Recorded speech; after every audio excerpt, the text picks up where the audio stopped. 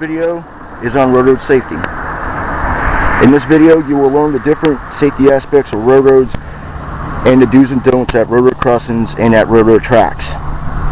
In honor of Train Safety Awareness Week, we're doing this video. Here's some facts about Florida's railroads, and these facts are by Operation Lifesaver Florida, just for the record. Florida ranks 8th in the nation for collisions, 5th in the nation for fatalities, and 4th in the nation for injuries, and all these are at railroad crossings. Here's some facts to be safer at railroad crossings. First is don't trespass, and look, listen, and live. This week was designated by our Governor Rick Scott of Florida as Train Safety Awareness Week.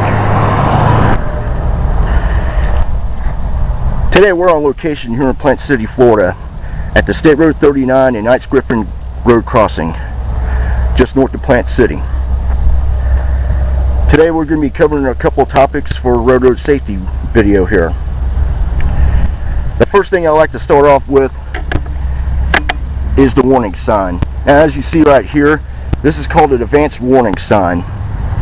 Usually this is the first sign you see when you're approaching the highway rail grade crossing. Always slow down, look and listen, and always be prepared to stop if a train is approaching. Now, in addition to that, what usually accompanies a railroad warning sign are pavement markings on the highway. An RXR and a stop line may be painted on the paved road approaching the crossing. Always stay behind the stop line while waiting for the train to pass.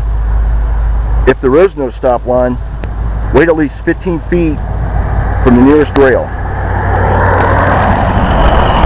This is an advanced warning sign that some drivers may not see every day. This sign we're looking at right here is called a low clearance warning sign. Now what that means is, for the heavy duty trucks, 18-wheelers and etc., you may bottom out as you're crossing this crossing right here. This is designated as a low clearance crossing. If you do have a low trailer, you're more likely to get bottomed out on the tracks.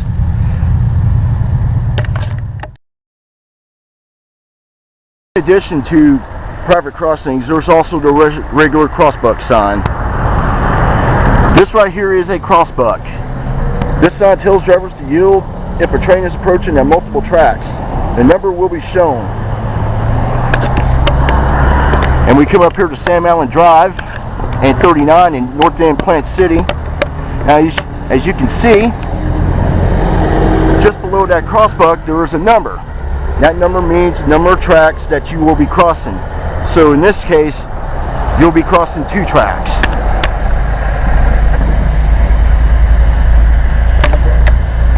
Now, another thing to expect when you're crossing a railroad crossing is flashing red lights and signals. When you see these, you must stop when these signals begin to flash. Do not proceed until the lights stop flashing. Also look out for gates and flashing red lights. If you see these flashing lights or a lowering gate, it means a train is approaching. Do not proceed until the gates completely go up and the lights go off. It is illegal to go around the lowered gates.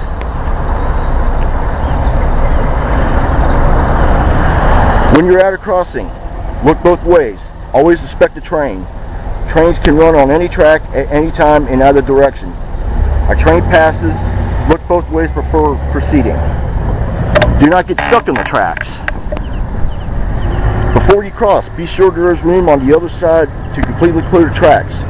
Trains overhang the tracks by at least 3 feet on each side. For safety, leave at least 15 feet between the rear of your vehicle and the nearest rail. Also, do not shift gears while you are crossing.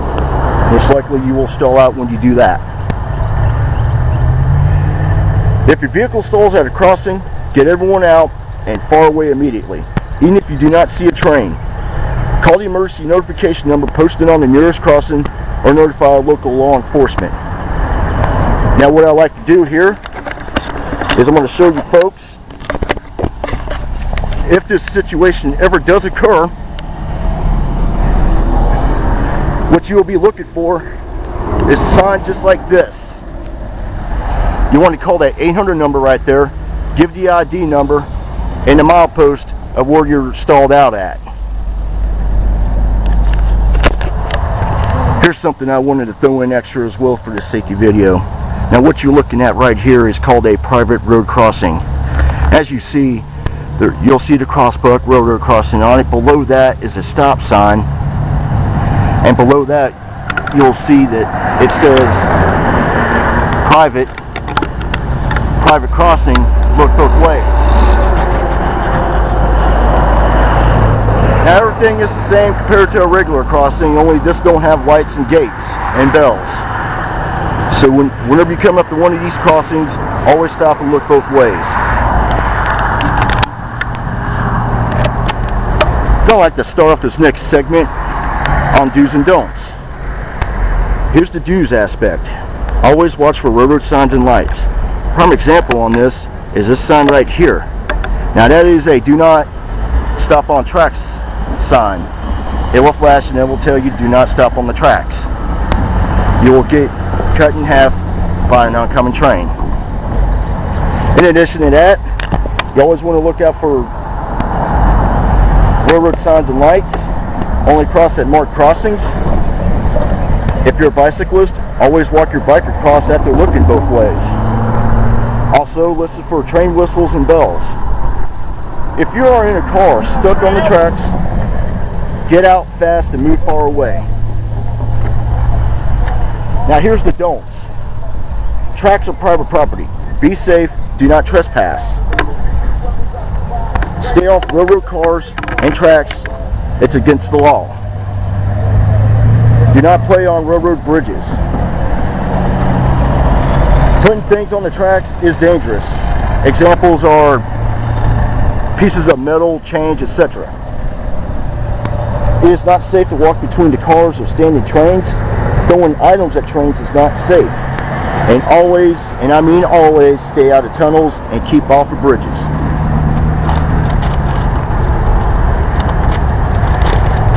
I'd like to go over a couple more facts here.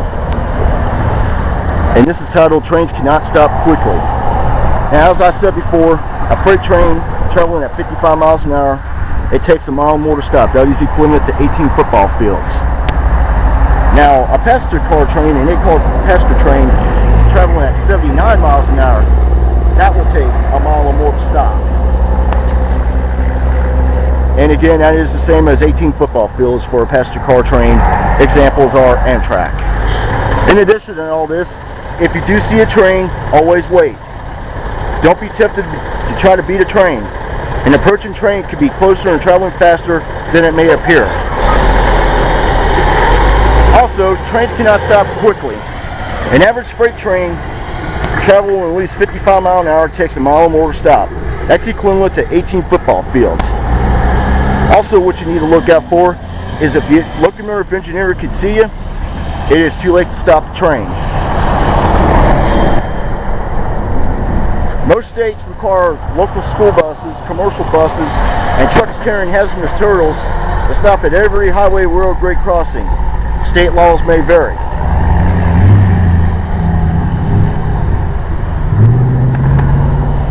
If you see a problem at a crossing, report the problem, stalled vehicle on the tracks, damaged sign, obstructed view, or signal malfunction to the railroad immediately. Call emergency notification number posted on the crossing or notify local law enforcement. We just went over that just a few minutes ago. In closing today, I hope you enjoyed this video and got some really useful information from this presentation. Please tell your friends, family, co-workers to be safe around railroad crossings when driving. Thanks for watching, and this video is not an affiliation with Operation Lifesaver Florida. Thank you for watching once again.